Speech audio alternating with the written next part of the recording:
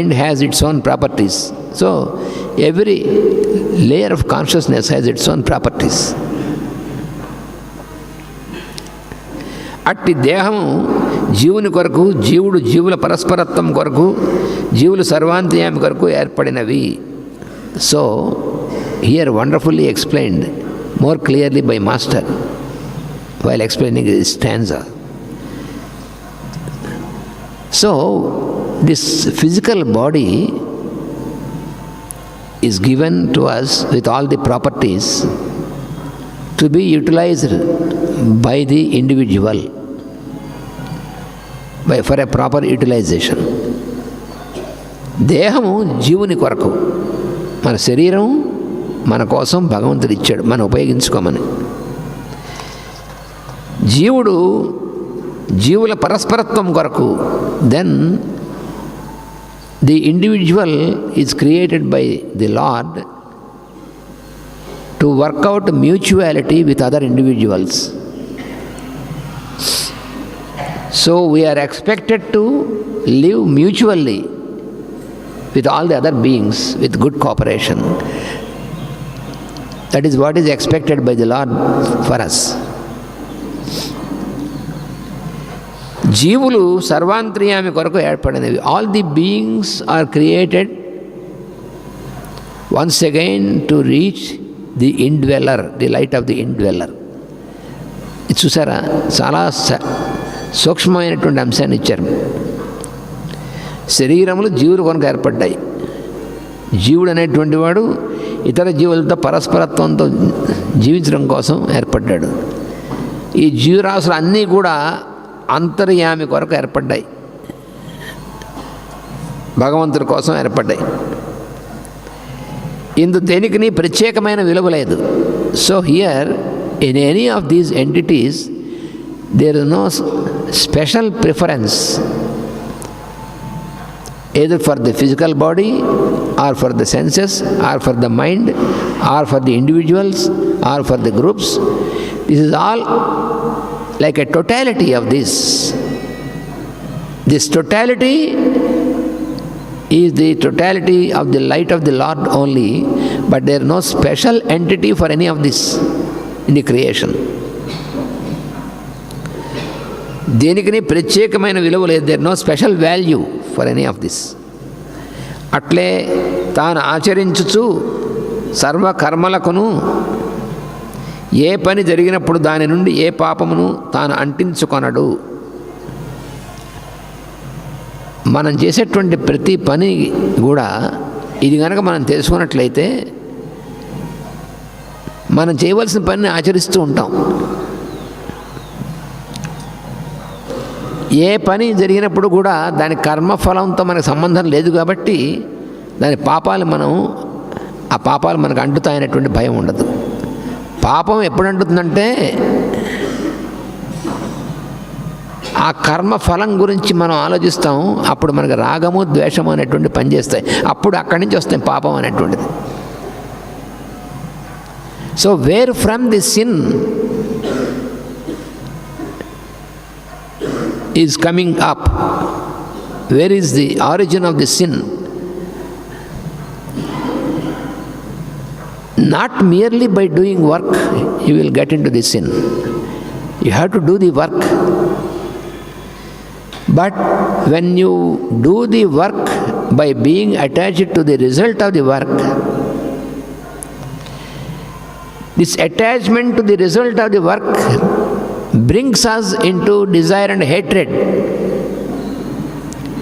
which is called the pair of opposites. So this desire and hatred is the place of the birth of sin. So sin is coming up due to desire and hatred. Because due to the desire and hatred our action is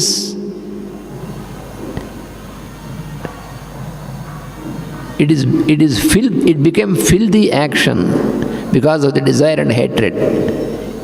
All the impurities will accumulate because of desire and hatred. And this impurity is consolidated into the form of a sin.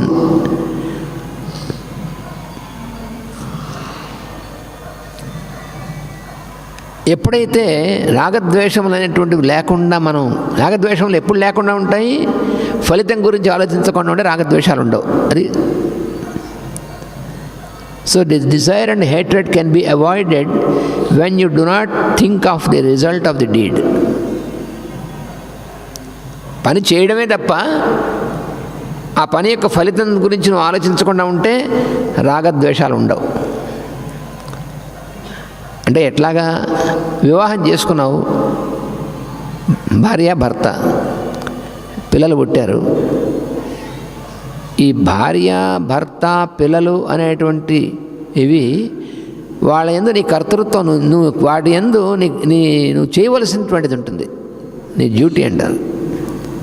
So for example, in your mundane life you have entered in to family life.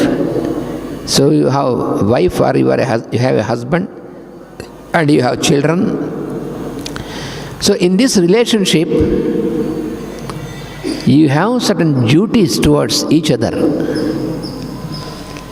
So if you can perform these duties only with love and affection and without expectation,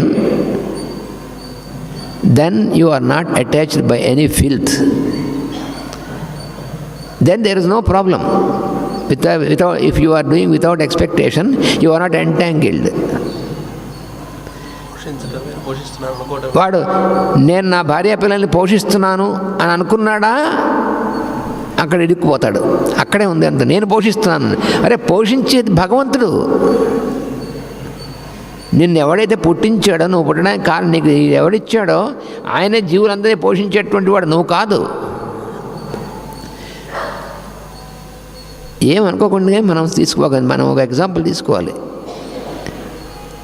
ఇప్పుడు నేను భార్య పిల్లలు నేనే పోషిస్తున్నా అంటాడు, వీడు పోయాక కూడా వాళ్ళు చచ్చిపోయారా?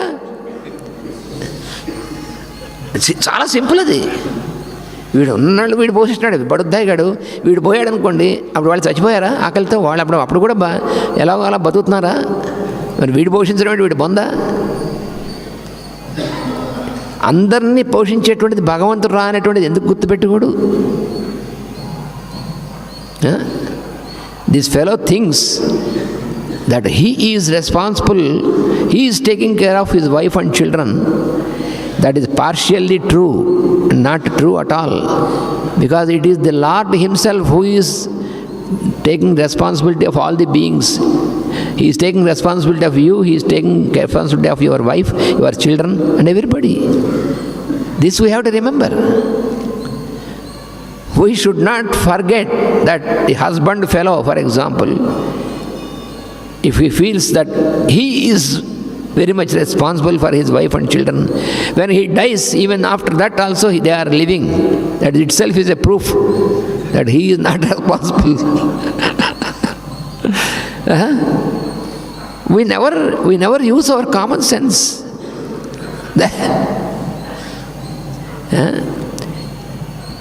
వాడెవడో మాస్టర్ గారి దగ్గరికి వచ్చాడు, వాడికి నిద్ర పట్టట్లేదట. డాక్టర్ల దగ్గరికి వెళ్ళా, సైకాట్రిస్ట్ దగ్గరికి వెళ్ళాడు, ఎవరు చెప్పినా ఏం చేసి నిద్ర పట్టట్లేదు. ఎవరో చెప్పారు, కృష్ణమాచార్య గారి దగ్గరికి వెళ్ళమని వచ్చాడు వాడు. వస్తే మాస్టర్ గారు చెప్పారు, ఒరే నీ మనసులో నీకు ఉన్నటువంటిది ఏదో ఉంది, బయటికి చెప్పేసి. ఈయన తెలుసు అదేమిటో, కానీ వాడు చెప్పుకోవాలి. వాడికేమో కొంచెం వయస్సు మళ్ళిన వాడు. ఒక మొదటి భార్య చనిపోయింది, మళ్ళీ చేసుకున్నాడు. రెండో భార్య చనిపోయింది, మళ్ళీ చేసుకున్నాడు. ఈ మూడో భార్యకిను వీడికి వయసులో చాలా తేడా ఉంది. వీడికేమో వృద్ధాప్యం వచ్చింది. ఇప్పుడు వీడి ప్రాబ్లం ఏంటంటే, నేను చనిపోయిన తర్వాత మా ఆవిడ పతివ్రతగా ఉంటుందా ఉండదా, అందుకని నిద్రపడి చావట్లేదు అదొకే. దానికి ఆన్సర్ ఎవరు చెప్పట్లేదు.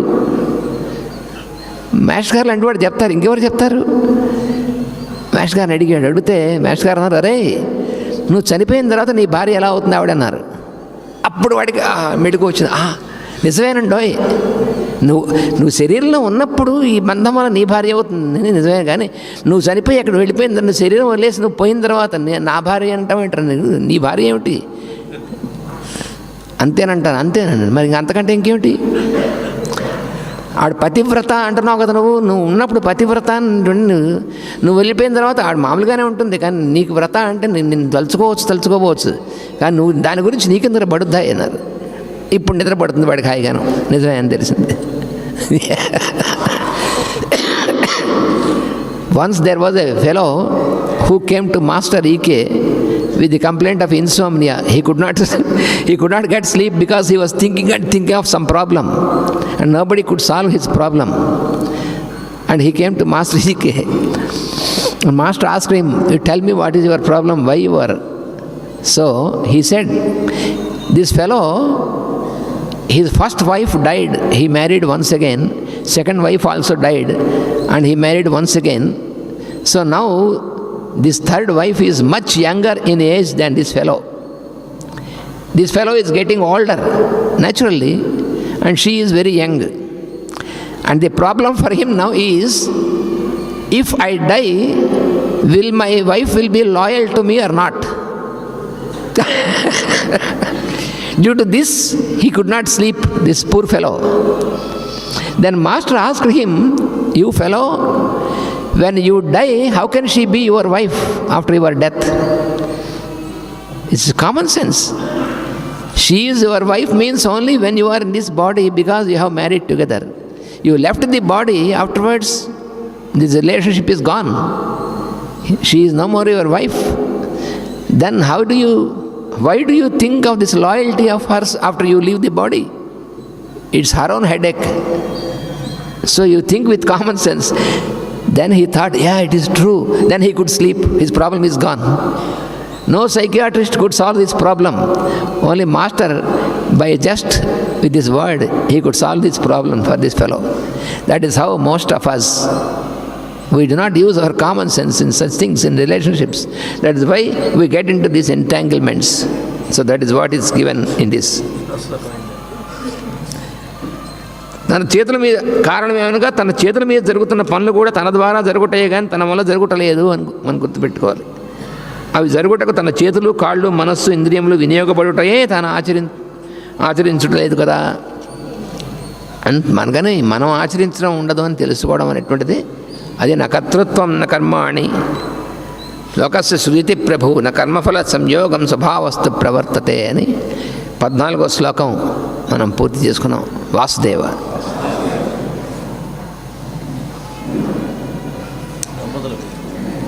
పూజలో కూర్చునేటువంటి దంపతుల పేర్లు, అంటే వేదిక మీద కూర్చునేటువంటిది. ఇవాళ